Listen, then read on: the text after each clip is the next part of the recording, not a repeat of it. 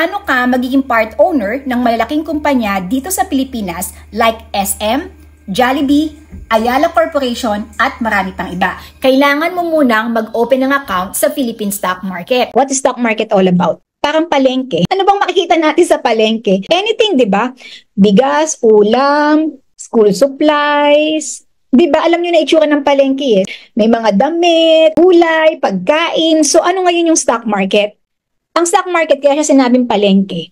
Actually, ano din siya? Goods, product, the physical form, yung palengke. Pero sa stock market kasi, shares.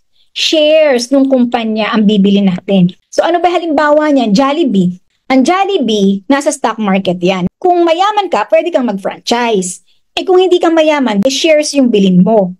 Pag ikaw bumili ng share, ang tawag sa iyo, shareholder or stockholder. Pag binenta mo, hindi ka na shareholder. Pagka ikaw nagkaroon ng shares of stocks, depende sa iyo kung gaano mo i-hold yan.